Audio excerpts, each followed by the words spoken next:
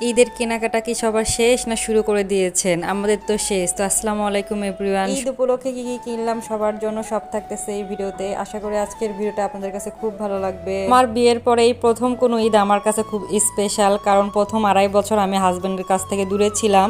দেন যখন আমার হাজবেন্ডের সাথে 2023 সালে জুন মাসে আসি, তখন আমার আব্বা মারা যান আমি আসার 7 দিন পরে। এই জন্য ওইভাবে ঈদটা আমি উদযাপন করতে পারিনি, আনন্দ করতে পারিনি এক কথায় বলতে গেলে। পরের বার ঈদ আমার পেটে ছিল, তারপরে এবার আমার অপারেশন হয়। এর কারণে পরপর আমি 3টা ঈদ একদমই এনজয় করতে পারিনি, তেমন কেনাকাটাও করি নাই।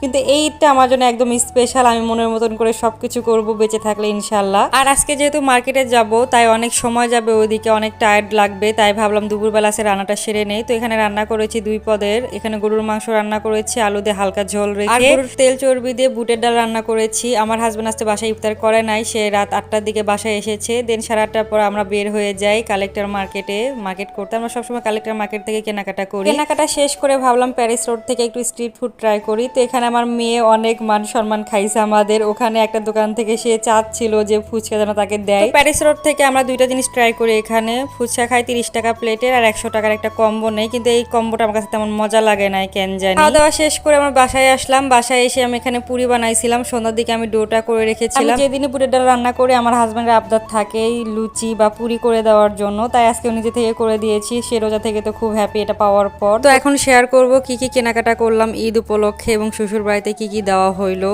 তো সবকিছু এক করে আপনাদেরকে দেখাবো। এখন আমার খুব ইচ্ছা ছিল মা মেয়ে এবং আমার হাজবেন্ড সহ একসাথে ম্যাচিং করব, কিন্তু হয় না। তো আমার মেয়ের যেহেতু এখন 19 মাস, সে ভালো মতো দৌড়াতে বা হাঁটতে পারে, তাই ভালো তার জন্য 3 পিস নেই। এই 3 পিসটা 1000 টাকা পড়েছে। আমি একটা ফার্সি গাড়া নেই, এটা পড়েছে 2850 টাকা। তো আমার তো মন খারাপ ছিল যে আমার মেয়ের সাথে আমার ম্যাচিং হয় না, তাই আমার হাজবেন্ড বলতেছিল নাও আমি ম্যাচিং করি মেয়ের সাথে। সে আবার একটা সাদা পাঞ্জাবি আর সাদা ট্রাউজার নিয়েছে। এটার দাম পড়েছে, পাঞ্জাবির দাম 850 টাকা, ট্রাউজার 300 টাকা।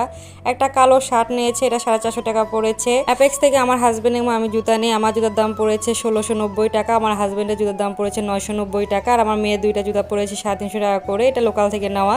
আর 2টা আমি 2 পিস নিয়েছি, একটা 450, একটা 500 টাকা করে। একটা প্যান্ট নিয়েছে, এটা 350 টাকা, ওনার 150 টাকা পড়েছে। এখন আমার শ্বশুর বাড়িতে যা যা দিচ্ছি সেগুলো দেখাচ্ছি। এখানে আমার শ্বশুরের জন্য একটা শার্ট নেওয়া হয়েছে, আমার ননদের হাজবেন্ডের জন্য একটা গেঞ্জি নেওয়া হয়েছে, আর এটা 2টা ম্যাক্সি সেট নেওয়া হয়েছে আমার শাশুড়ির জন্য। আমার ননদের জন্য ম্যাক্সির কাপড় নেওয়া হয়েছে, আর কালো ওই জামাটা আমার জন্য নেওয়া হয়েছে। আমি 1 পিস একটা বানাবো বাসায় পরে থাকার জন্য। আর এখানে আমার শ্বশুর এবং আমার ননদের হাজবেন্ডের জন্য 2টা লুঙ্গি নেওয়া হয়েছে, আর একটা আমার জন্য কালো প্যান্ট নেওয়া হয়েছে। প্রতিবার বাসায় যাওয়ার সময় রেশন নিয়ে যাওয়া হয়। আমার হাজবেন্ড সিডি থেকে টুকটাক বাজার করেছে, আর এখানে আর্মিদের টাওয়াল গেঞ্জি এগুলো সবকিছু নেওয়া হয়েছে। ইনশাল্লাহ সবকিছু ঠিক থাকলে 7 তারিখে সন্ধ্যা থেকে আমরা নওগাঁ থাকবো। তো টাটা বাই বাই, আল্লাহ হাফেজ।